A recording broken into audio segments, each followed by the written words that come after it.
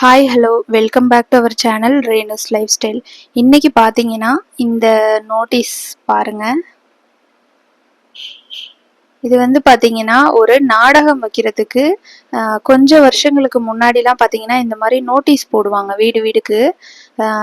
நாடகம் நடத்துகிறோம் எல்லாரும் வந்துருங்க அப்படின்னு சொல்லிட்டு அந்த நோட்டீஸ் தான் இது. வந்து சத்யவான் சாவித்திரி கதை, அந்த கதையை வந்து நாடகமா வச்சாங்க எங்க அம்மா வீட்டுல. எதனால அப்படின்னு பாத்தீங்கன்னா ஊர் திருவிழா அந்த மாதிரி எல்லாம் பாத்தீங்கன்னா நாடகம் நடத்துவாங்க. எங்க ஊர் பாத்தீங்கன்னா புதுவாடி. புதுவாடியில பட்டத்தளச்சி அம்மன் அப்படின்னு சொல்லிட்டு ஒரு கோவில் இருக்கு. இந்த கோவில் வந்து நான் ஆல்ரெடி வீடியோ போட்டிருக்கேன். ஒரு 108 எல்லை அம்மன் போற்றின்னு சொல்லிட்டு ஒரு வீடியோ போட்டிருப்பேன். அந்த வீடியோல இருக்கிற அந்த கோவில் தான் வந்து இந்த பட்டத்தளச்சி அம்மன் கோவில். இந்த கோவில்ல வந்து திருவிழா வந்து 7 வருஷத்துக்கு ஒரு தடவை நடக்கும். புறவி எடுப்பு விழா, குதிரை எடுப்பு அப்படின்னு சொல்லுவாங்க. குதிரை எடுப்பு, குதிரை எடுத்து அந்த கோவில்ல கொண்டு போய் புது குதிரை வைப்பாங்க. வேண்டிக்கிட்டு அந்த வேண்டுதல் நிறைவேறிடுச்சு அப்படின்னா அந்த கோவில் திருவிழா அப்ப குதிரை செஞ்சு கொண்டு போய் கோவில்ல வைப்பாங்க. அது வந்து வேண்டுதல் குதிரை. குதிரைன்னு இல்ல, நிறைய விஷயங்கள் வைப்பாங்க. அந்த வீடியோல பாத்தீங்கன்னா தெரியும் அந்த கோவில்ல என்னென்ன சிலைகள் இருக்கு. அதெல்லாமே வந்து ஒவ்வொன்றும் ஒவ்வொரு வேண்டுதலுக்காக வச்சதுதான். அதே மாதிரி திருவிழா நடக்கும்போது பாத்தீங்கன்னா நாடகம் நடத்துவாங்க. அந்த மாதிரி நாடகம் நடத்தும் போது பாத்தீங்கன்னா இந்த எங்க அம்மா அப்பா பொன்னழகு சின்னையா குடும்பத்தினர்னு இருக்கு பாத்தீங்களா, இவங்க வந்து என்னோட அம்மா அப்பா சின்னையா பொன்னழகு பிரார்த்தனை பண்ணிக்குவாங்க.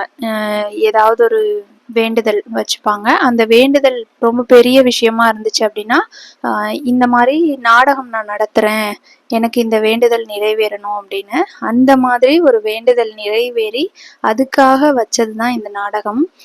இந்த நாடகத்துக்காக பாத்தீங்கன்னா அப்பவே இந்த நடந்த தேதி பாருங்க, இங்க இருக்கு, இங்க பாருங்க, 7/7/97 97ல நடந்துச்சு இந்த நாடகம்.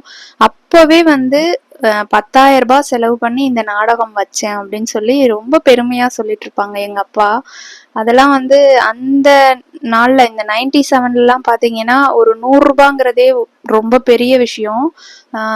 நம்ம சின்ன பிள்ளையா இருக்கும் போதெல்லாம் பாத்தீங்கன்னா 50 பைசா 4 கூட ஸ்நாக்ஸ் வாங்குறதுக்கு தரமாட்டாங்க. 5 பைசா 10 பைசா தான் ஸ்நாக்ஸுக்கு டெய்லி கொடுப்பாங்கல்ல. அந்த மாதிரி கொடுக்குற டெய்லி சின்ன பிள்ளைங்களுக்கு ஸ்நாக்ஸ் வாங்கி கொடுக்கறதுக்காக கொடுப்போம் இல்லையா, அந்த மாதிரி நாலாம் சின்ன பிள்ளையா இருக்கும்போது இந்த 97லலாம் பாத்தீங்கன்னா 5 பைசா 10 பைசா தான் வந்து டெய்லி ஸ்நாக்ஸ் வாங்குறதுக்கே கொடுப்பாங்க. அந்த மாதிரி நாள்லயே பாத்தீங்கன்னா 10,000 ரூபாய் செலவு பண்ணி இந்த நாடகம் வச்சேன், அப்பவே 10,000 ரூபாய் செலவு பண்ணேன் அப்படின்னு சொல்லி ரொம்ப பெருமையா சந்தோஷமா சொல்லிக்குவாங்க எங்க அம்மா அப்பா.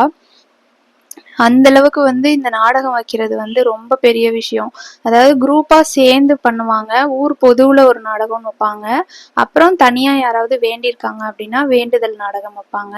இந்த நாடகம் பாத்தீங்கன்னா திருவிழாவோட திருவிழா இன்னைக்கு நடக்குது அப்படின்னா அன்னைக்கு முடிஞ்சதுக்கு அப்புறம் அன்னைக்கு நைட்டே ஒரு நாடகம், அடுத்த நாள் ஒரு நாடகம், அடுத்த நாள் ஒரு நாடகம், 3 நாள் கண்டினியூஸா நாடகம் நடக்கும். இந்த நாடகத்துல ஒரு பெரிய ஹைலைட் என்ன அப்படின்னு பாத்தீங்கன்னா, இப்ப ரீசெண்டா கொல்லங்குடி கருப்பாயின்னு சொல்லிட்டு ஒரு பாட்டி இறந்து போயிட்டாங்கல்ல, அந்த பாட்டியோடைய பேத்தி வந்து நான் இந்த நாடகத்துல டான்ஸ் கமிட்மெண்ட்ல இருந்தாங்க. ஒரு சீன்ஸ் முடிஞ்சதும் பாத்தீங்கன்னா டான்ஸ் வந்து ஆடுவாங்க இல்லையா, பபூன்கிற ஒரு கேரக்டரும் வருவாங்க. பாருங்க, பபூன் எங்க இந்த சிவபாலன் இவங்கதான் பப்பூனா நடிச்சாங்க. அப்புறம் டான்ஸ் கமிட்மெண்ட்டுக்குன்னு பாத்தீங்கன்னா சண்முகவல்லி அப்படின்னு சொல்லிட்டு இவங்க வந்து டான்ஸ் ஆடுவாங்க. ஒரு சீன் முடிஞ்சிருச்சு அப்படின்னா அந்த சீன் முடிஞ்சோன்னா ஒரு சின்ன ஒரு ஃபியூ லைன்ஸுக்கு வந்து ஏதாவது ஒரு பாட்டுக்கு டான்ஸ் ஆடுவாங்க. அவங்கள வந்து டான்ஸ் காரி அப்படின்னு தான் சொல்லுவாங்க. அப்பெல்லாம் வந்து அப்படிதான் பேசிக்கிட்டாங்க. அதே தான் இப்ப நானும் சொல்றேன். கிராமத்துல நடக்கிற நாடகங்களை பத்தி பாத்தீங்கன்னா கிராமத்துல இருக்கவங்களுக்குன்னு இல்லை, இப்பெல்லாம் சிட்டியில இருக்கவங்க எல்லாருமே கிராமத்துல நடக்கிற விஷயங்கள் எல்லாத்தையும் தெரிஞ்சுக்கிறதுல ரொம்ப ஆர்வமா இருக்காங்க. அந்த மாதிரியான விஷயம்தான் இவங்க பாத்தீங்கன்னா டான்ஸ் இவங்க தான் வந்து ஆடுவாங்க. இவங்க யாருன்னா அந்த கொல்லங்குடி கருப்பாயி பாட்டி இருக்காங்கல்ல, அந்த பாட்டியோடைய பேத்தி. அந்த பாட்டியுமே வந்து இந்த நாடகம் நடத்தும் போது வந்தாங்க. இவங்க இந்த நோட்டீஸ்ல பாத்தீங்கன்னா 6 பேரோட போட்டோ இருக்கு. இந்த 6 பேரும் அந்த நாடகத்துல மெயினா கேரக்டருக்கு நடிச்சவங்க. அப்புறம் இது இல்லாம இன்னும் சில பேர் வந்திருந்தாங்க. அவங்கலாம் வந்து ஃபோட்டோ போடல. இந்த பேப்பர்ல வந்து ஃபோட்டோ போடல. சில பேரோட ஃபோட்டோ வந்து போட்டிருந்திருக்காங்க. இந்த 6 பேரோட ஃபோட்டோ தான். இது ஏன் எதனால இப்படிலாம் அடிச்சாங்கன்னு எனக்கு தெரியல. ஆனா இந்த நோட்டீஸ் வந்து கொஞ்சம் வருஷங்களுக்கு முன்னாடி இந்த நோட்டீஸ்ல இருந்து ஒண்ணு எனக்கு கொடுங்க அப்படி சொல்லி எங்க அம்மாட்ட இருந்து வாங்கிட்டு வந்தேன். இப்போ ரீசெண்டா அந்த கொல்லங்குடி கருப்பாயி பாட்டி இறந்து போன நியூஸ் கேட்டதுக்கு அப்புறம் அவங்களோட பேத்தி நம்ம வீட்டு நாடகத்துல வச்சப்ப வந்து டான்ஸ் பண்ணாங்கல்லன்னு எனக்கு ஞாபகம் வந்ததுனால சரி இந்த நோட்டீஸை வந்து நம்ம ஒரு வீடியோவா எடுத்து மெமரிக்கு வச்சுக்கலாம் அப்படின்னு தோணுச்சு. அதனாலதான். எங்க ஊர் பாத்தீங்கன்னா புதுவாடி. அந்த கொல்லங்குடி கருப்பாயி பாட்டியோட ஊர் வந்து எங்க ஊர் பக்கத்துலதான் இருக்கு. அதனால அந்த கேங் வந்து பேசி வந்தாங்களோ என்னவோ எனக்கு தெரியல. இந்த நாடகம் நடத்தும் போது இன்னொரு விஷயம் ஒண்ணு என்னன்னா, சாமியோடைய நம்பிக்கை கட்டு அந்த மாதிரிலாம் சொல்லுவாங்கல்ல, அதுல ஒரு விஷயம் என்னன்னா, இந்த நாடகம் வந்து மூணாவது நாள் வச்சாங்க. ஃபர்ஸ்ட் நாள் ஒரு நாடகம், அடுத்த நாள் ஒரு நாடகம், 3வது நாள் தான் எங்க அம்மா அப்பா வச்ச இந்த சத்தியவான் சாவித்திரி நாடகம். இதுல வந்து ஃபர்ஸ்ட் நாள் வந்து இந்த நாடகம் வச்சப்ப பாத்தீங்கன்னா பாம்பு வந்துருச்சுன்னு சொல்லிட்டு யாருமே நைட்டு ஃபுல்லா நடக்கும், விடிய விடிய நாடகம் நடக்கும். அதுல வந்து பாம்பு வந்துருச்சுன்னு சொல்லி கூட்டம் எல்லாம் ஊர் மக்கள்லாம் அவங்கவுங்க வீட்டுக்கு போயிட்டாங்க. அது என்ன பாம்புன்னே தெரியல, பாம்பு அடிச்சிட்டாங்களா என்னன்னு தெரியல. இந்த மாதிரி பாம்பு வந்து அந்த நாடகத்தை ஒழுங்கா நடத்தாம கேன்சல் ஆயிட்டு, அதாவது மக்கள் யாருமே பாக்குறதுக்கு இல்லைன்னா அந்த அளவுக்கு இன்ட்ரெஸ்டிங்கா பண்ண மாட்டாங்கல்ல, அந்த மாதிரி ஏதோ ஒரு ப்ராப்ளம் வந்துருச்சு. செகண்ட் டே பயங்கர மழை வந்துருச்சு, நாடகம் நடக்கல. 3வது நாள் இந்த சத்தியவான் சாவித்திரி நாடகம், இந்த நாடகமாவது நடக்குமா அப்படிங்கிற மாதிரி எல்லாருமே ரொம்ப ஆவலா இருந்தாங்க.